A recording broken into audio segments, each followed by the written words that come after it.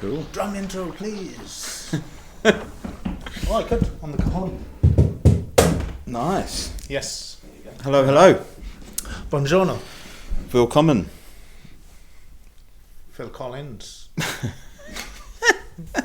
Dobro pożalować. No. Why have you got your helmet out? Why aren't I? It was the pause. It was the pause. Ah, it was great timing. So I just asked you to get your helmet out, and you actually did. I did. I produced my helmet. Yeah. My AGV helmet that probably saved my life. So Dun, dun, dun. we were just chatting, and you know, catching up, and you were saying about like you're feeling a bit sore this week. Yeah, it's rough. My neck. So yeah, I went down to see the chiropractor again and massage. Big shout out to North Down Chiropractic. Luke and Helen, awesome. Without those guys, I wouldn't be able to be out on the board or do much. They've massively helped. But yeah, my neck has been, neck and shoulders been a little bit buggered, and basically it was because I had a bit of a crash a couple of years ago where I broke my C1, my C6. Not that you can see, but I've got big scars on either wrist, and I've smashed this to pieces, smashed this, still got no feeling on the back of this arm, on a couple of the fingers and everything, so my grip is gone, so grip strength is gone. Right. But I got like something like 14 breaks in that one, and about 8 breaks in this one. So the left is okay, the right one's still a bit gnarly. So yeah, I can't stretch it back very far, and yeah, it's all a bit dodgy. This is terrible, but like whilst you were talking about that there, and I was like, well, was the sleeve pre or post? Post. Post. Not cool. pre. Was it pre? Yeah. I don't know any of these things. Yeah, if you're a sound guy, then you probably know what post and pre is. I'm not a sound guy. Enlighten me. What? It's just before or after. signal path is before. Same thing. It's no different. You know. Just it's sound just guys somewhere know. in the signal flow. But sound even guys some know. video people know that. Do they? Yeah. Not vidiots in rock and roll, but yeah, other video people actually do proper stuff. I'm going to get slated. Sorry, I should mention. We are the best at deviating. My brother-in-law is a vidiot. He does video. Well, he used to do video for a living. Back when I used to do sound for a living. Which gives you permission to call him Vidiot. Vidiot, yes. Yeah, I can't say the other one because it is really bad. Not what my brother-in-law is, but what the other vidiots are called as a whole. It's a whinge of riggers. There's a whole whinge of riggers. There's a load in the industry. I like that. So what happened with the crash? Yeah. So, well, not to get into too much like Pop Idol or X Factor, you know, because they always got a story. Well, we'd like to hear the journey. Tell us about the journey, Adam. You don't know about the journey. We do. I crashed. Well, it came to an abrupt end. But the crash was just the start of the journey. Oh, like Nicolas Cage. I'm going full Pop Idol now that you said that you don't want it. Cool. So I was riding home from work December 3rd, 2019. Was this? So this was London? No, Belfast. Here? Belfast. Actually, a couple of friends of mine were in the traffic jam. The paramedics couldn't get through, so they ran past Andrew and Claire. Hello. Andrew and Claire were driving home from work, and the helicopter came in. So basically, I was riding home from work. I was opposite City Airport on that dual carriageway, minding my own business on the bike. Lovely bike as well. Wrote off. So I was riding home. It was just past 5 o'clock. Kind of rush hour, and there was a guy parked kind of in the centre reservation towing a big trailer trying to get across to the boatyard. Right. Which is just before City Airport. I know where you're at. On whatever the road is called. Sydenham. Sydenham bypass. Well done. So yeah, so I was in the outside lane and I could see the guy and he was looking to turn, but there was me and like 5,000 cars behind me, you know, big luminous jacket on, stupid multicoloured helmet, you know, yellow motorbike, Yamaha XSR 700 anniversary. Oh, it was lovely. He didn't pull out, so I thought I was all okay and safe. There was a guy on the inside, and then, literally just as I was more or less opposite him, he pulled across, so I went head first into his car. I hit, I think, the rear pillar, like a people carrier type of thing. So I just remember, because I was unconscious, I woke up when the air ambulance was there, or the police were there. It's still all a little bit hazy. But I remember like screaming, you know, no, and I was like this, so like slammed on the brakes. I went over the handlebars, which snapped both my wrists, you know, multiple fractures, and then went head first into the rear pillar. So you're not going to be able to see this probably too well on the camera, but basically I hit there, and there's a crack here, which then snapped the other side of it.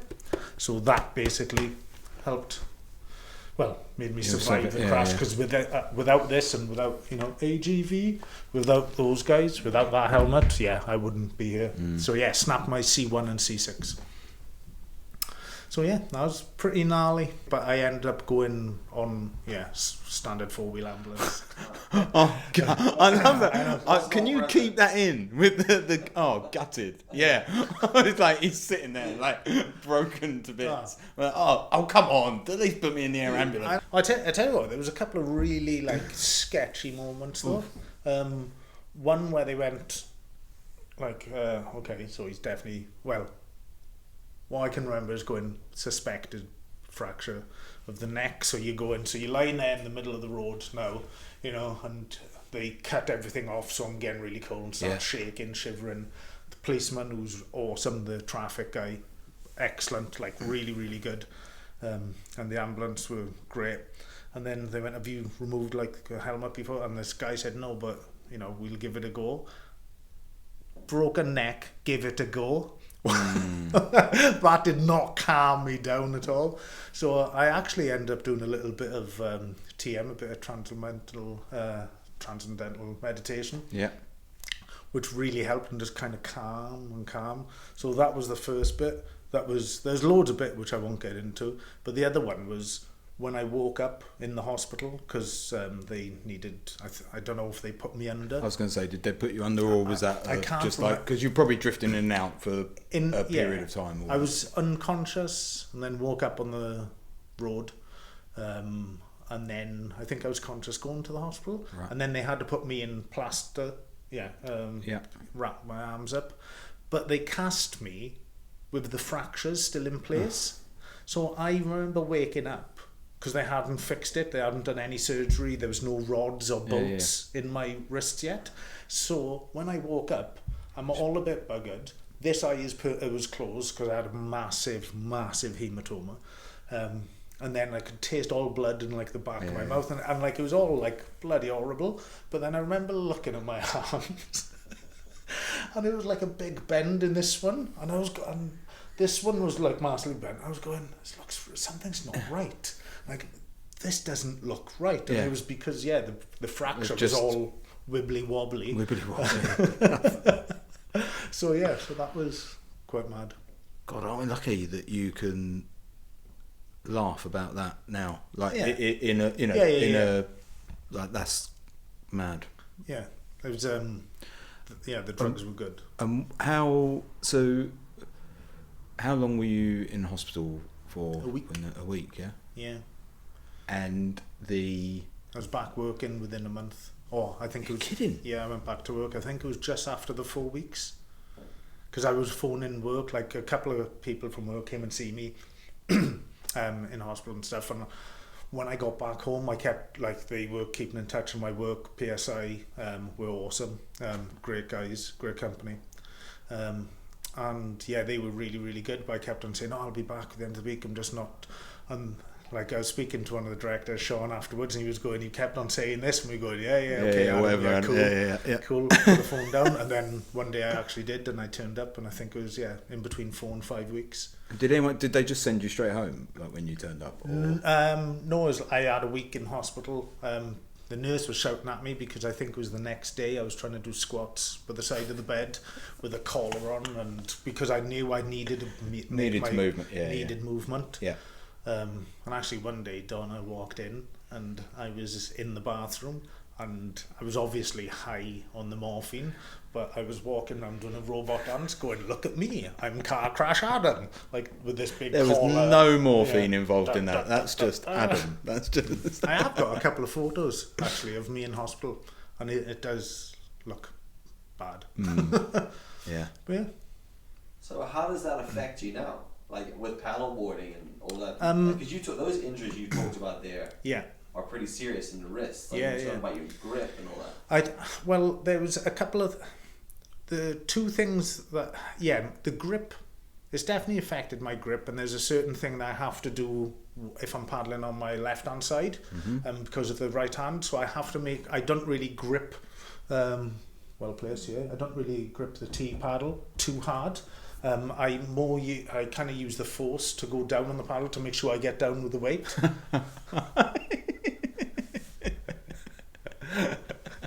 These are not the paddles you're looking for. Yeah. It's terrible. We're such a bad audience, aren't we? It's terrible. I'm going to put these back on because I'm going to cry. So that affects it a bit. But when I was going to see Luke, and I still see Luke in North Down Chiropractor, he said he noticed a bit of a difference when I started pushing the paddleboarding more. So when I was going out and actually using it as a training method, I was feeling better. So if I was just mooching around, there wasn't really much issue, but I could feel it because you can feel everything. So if I was really stretching out and really engaging the muscles, really getting into the twist and like trying to plant it properly and pushing it, I was feeling stronger. So if I go out and paddle more, it actually massively helps, which is why I'm kind of always want to be out there and like to push it, because I feel better. It's strengthened my neck, definitely. It's strengthened the muscles around it, which has helped massively. And the grip isn't so bad. My right hand grip isn't that good. Left hand is pretty solid. And how does that work in terms of so from the physios and chiropractors perspectives, did you ever have to sort of have a conversation where you're like, so I paddle regularly and drum, gonna do this and blah blah blah, and I'm interested in did they have an immediate view on you can paddleboard, or were they like, I need to look into paddling a bit more? I'm just interested how much paddle boarding as a thing is in the mindset of people like that. I don't know. The physios, the doctors, I saw so many. I saw a fracture guy with my wrists, a separate fracture guy with my neck, and then there was a couple of different physios in the hospital. So they all had a different viewpoint, and with the ophthalmologist as well, with the eye, because there were some eye issues. And how long did the eye issues last? Well, I went to. Do you still? Not really. It's just the migraines. I get migraines all the time. So it's always over the left eye as well, where the hematoma was, because I hit it kind of that way. So which is a bit dodgy. So that I still get migraines. Not all the time, but they are fairly so that happens, but no, I did have to explain to the physios about it, but it was more the drumming and general exercise that I was trying to explain, because I've actually had to change my sticking because I can't play wrist now, and the different grips, because there's no way in hell. I broke the joint as well as up here, so I've smashed the joint. That's why this one's, that's why this is my special hand. So they didn't like the idea of me paddleboarding, falling off, not being able to support myself. If something was to happen, I'm in water, who's around me? you know. They were worried because I've been so that was, but I would, because I wanted a paddleboard and keep doing it, then I kind of negated telling them about that. Right. And telling them more about various physical limitations. Can't front rack a bar if I'm going to do an overhead press. Cannot do it. It took me about just over a year to get up into a press up position. Right. I could do a press up on my fists. Takes me about that long. I was in 0 motorbike accidents. It still takes me a year to get in a press up position.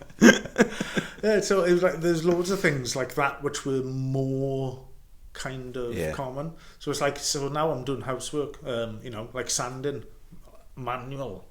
So I love how that's like housework as opposed to like, because that when you said that I'm doing housework, I imagined like chores, like hoovering or like doing the dishes. I'm a modern man. Housework is like sanding. Yeah. The fresco, the new door, and all that. So so if I've an electric sander, I can kind of do right. Hand sanding, like this worktop that I sanded, absolutely killed me. Like, will put me out for a week, and I'll have to strap it up. Those micro movements side to side and everything. Yeah. Fatigue, like you wouldn't believe. When I got back into playing a little bit of drums, like not the physicality went. Not only did I sound awful, like really bad, just 5 minutes. Is that like dexterity in the?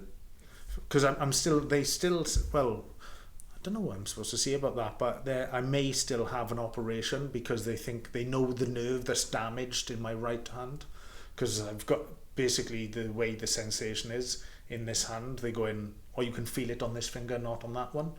That's this nerve. It's like a weird thing where one finger I can feel on one side, not the other. So they went, it's definitely that. So if that doesn't, clear up, like the movement in your wrist, like it's the joints where, like, do you feel more stress, more like, I suppose they're the more active areas? The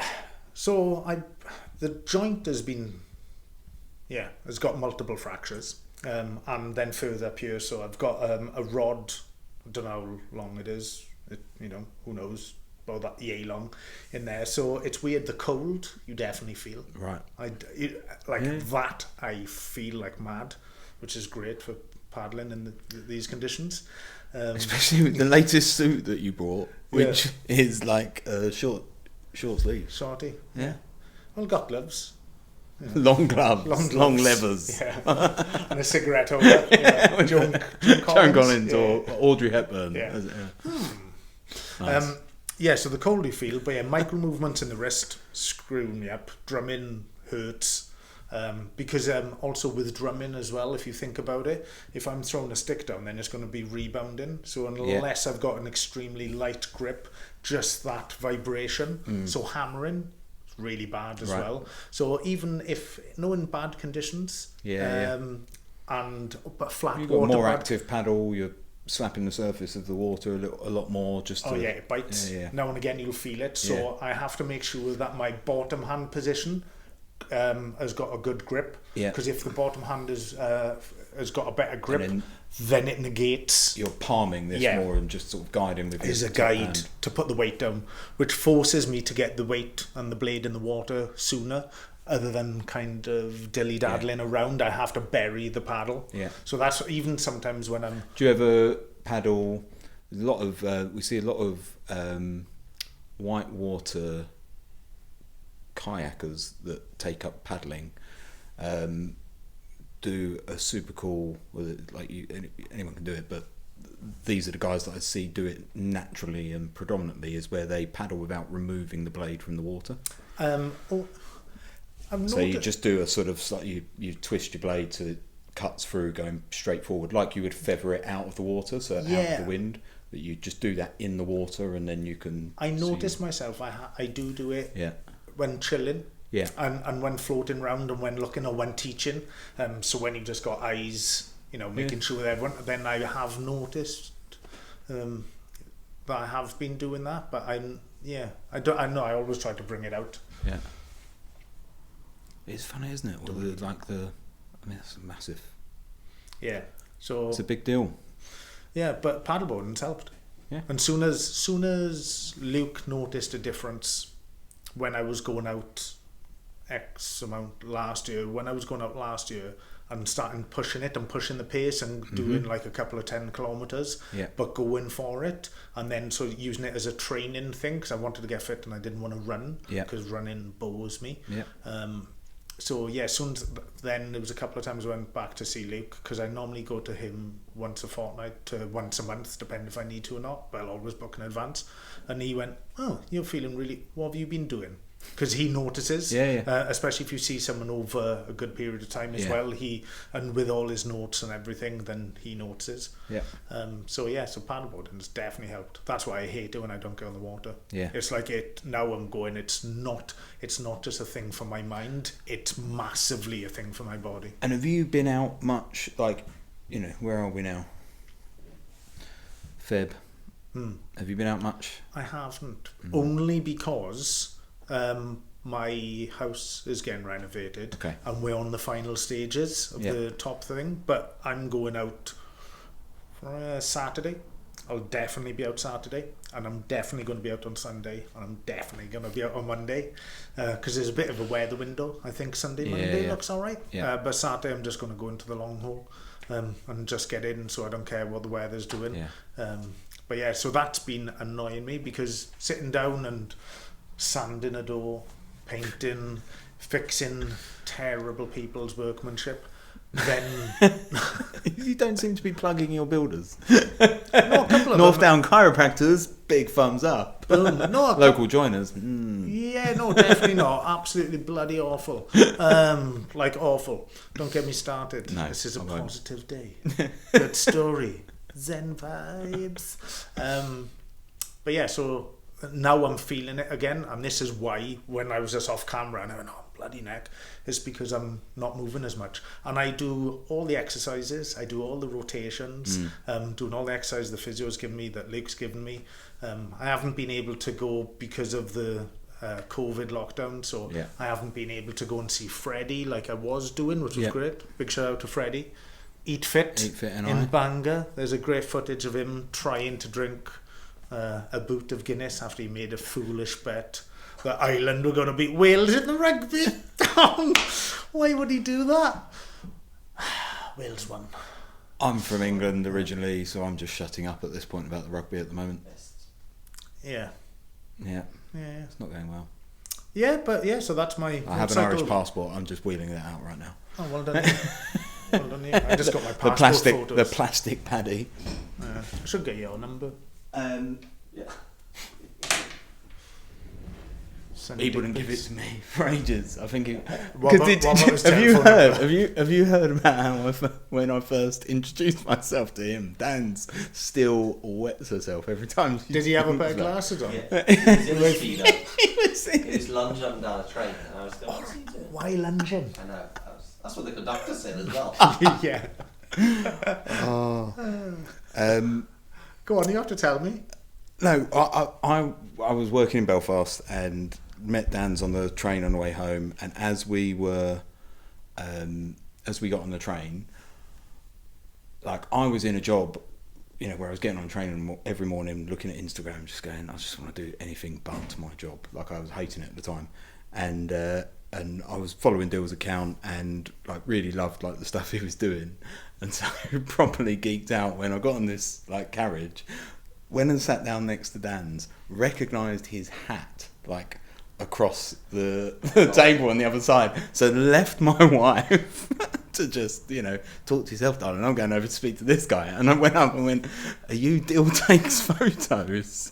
To which he was like, I think in his head he was probably like, "Oh, do I say? Can I get away with saying no?" That's my brother. And then I just harassed him for ages, ever since, really. Yeah, pretty much. And then restraining order did nothing. Yeah, just carried on. Can't tell you that. But and then he sent me this picture the other day. Was this Tim took these? Yeah, it's Tim. So mate, Tim Burville, Copeland Distillery. Give them a shout out while we're shouting out locals. We doing a gin night, tasting night one day, aren't we? Yeah. to that, where do you think that is? It's quite a good poster actually because it's not obvious. This is great for the audio listeners on Apple and Spotify. Describe it for the audio. So this is a young dude. It's actually a kid we know, Cal, who's paddled with us a few times before. He was actually one of the very first. He actually did the very first 5-week course we ever run. If I show you the next picture, you might get it. Donaghadee. Yeah, Donaghadee Harbour. And this is Cal surfing some pretty cool waves. Nice easterly blue up. Wait there, show me that again. And some really decent, like, 3-4 foot waves. And he was ripping it within the harbour walls. Yeah. Cool. I've been in and out of Donaghadee most of this week now, and yeah, there's some good. And when the wind's right, there's a good little push through the mouth of the harbour, and yeah, I reckon we could get into a good state of predicting those. That'd be good. Yeah. They should build like a little fake sandbar reef thing. They were going to do it in Swansea years ago. Rather, but they never did. It'd be awesome. Swansea's really flat. Yeah. The tide, really long tidal range on it, and it's just super flat. There's no waves at all. You have to go round the Gower Peninsula. But I was going to say you have to go out and round and it will break. And they were going to do it, and it would be perfect because it's so wide, and you're going. All you need is. They've had they did one in Bournemouth years ago, and it just didn't really work, and it messed with the. I want to say biosphere, but that's totally probably the wrong phrase. But like it just the mini ecosystem, with like what they used just wasn't. I think it was just like old concrete blocks that they literally just thrust in. It was. I just don't think it was very well thought through, so yeah, no, that wasn't a great success. That's really cool. But that is cool. So and it's nice, and and I've just been noticing it more along the east coast. There's definitely with a bit of a southerly or easterly breeze, there's some really good, cool spots along there. Sweet. Yeah, so we can have some fun, get the foil out. Awesome. Was there any update on the Stena Line timing, the wake going into... Well, you sent me a picture the following day looking out at a Stena ferry with your watch, so you tell me. Do you know what I did as well? Did you actually time it? I didn't, but you said, did you time it? So I pressed go on my stopwatch. Yeah. Did I send you the photo? Yeah. I did. But it did. But so then, did you stop it or not? Yeah, no, I can't. Oh, but you forgot. It's probably still going off in my pocket. So yeah. Well, cheers for sharing that, because I think that's like it's valuable for anyone. I think and it's nice that you are. Thank you.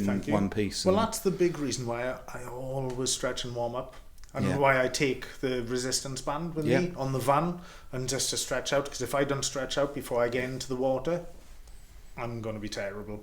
Just life perspective, right? So that's to me that huge. Changes everything, right? Total game changer. Yeah. So did you paddle? You paddled before that? Yeah. Yeah. And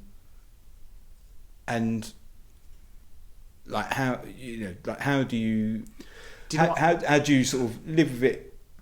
Because I look at it right from the outside, and I'm like, here's a guy who looks after himself, keeps himself right, enjoys his paddling.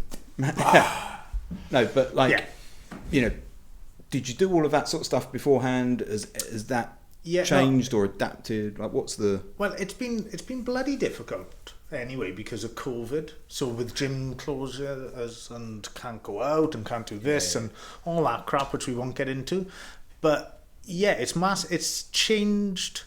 I wouldn't say it's so much changed my perspective and my outlook. Mm-hmm. It's just massively brought it forward. Right. Yeah, so like the 10-year plan has been a 6-month plan. Yeah. And so, there's, because this is going out on the interweb, and she knows anyway, but my wife Donna was and is amazing. Like, she puts up with me because I get down sometimes. I'm constantly in pain in the mornings. Mm-hmm. I've stopped taking pain medication because I think that affects my mood. Yeah. So I really try not to. So I'm on CBD, I eat healthy, I have fresh turmeric, drink olive oil, down the garlic. I try to do everything that I can. Yeah. Stretch and do everything. So, you've only got one body and maybe only one life. So whichever way you think about it. But in this life, you need to look after yourself. And, I like to have a drink. I like to eat crap food. I also eat really healthily, like as a mainstay. Yeah. And you need to look after yourself. And life is too short. Go out. That's why, I've put on this thing, get out and paddle. Go out, do something. Live a little, feel it. Because I was nearly a cropper. Loads of people with this bloody pandemic thing, have had really tough times and everything. And it's so easy to get down. It's so easy. But you just have to pick yourself up, pick yourself up and get out there. And for me, there's no better feeling than getting out, especially on a bad day. And when you're feeling bad, is get out on the water. Even if it's just to listen, even if you don't get in the water, if you just walk in, just listen to it, smell that sea air, get out, feel alive. All these people doing the open water swimming. Amazing. That's what they're doing there. Because it's a drug and it's bloody good for you. So get out there. So it's changed that. It's it makes me a little bit more passionate about it. Yeah. Which is why sometimes I can be a wincy bit opinionated on some things. But never noticed. No, I don't think so. No. But paddling's helped, and that's another reason why I've got into it more. Yeah. Because I would probably just still be a casual observer and just enjoying it or being more by myself. Yeah. But soon as Luke went, you're doing better since you've been doing this, I went, right, done. Yeah. Fine. Here's the checkbook.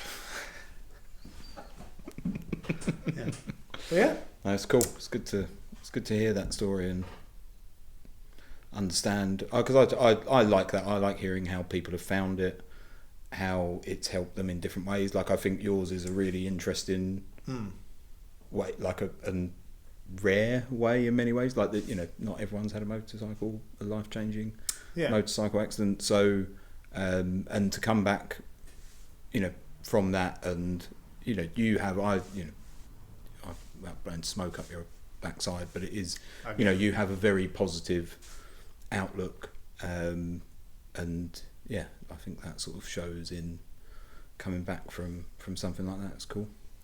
Huge respect. Ok. Okay. Cheers.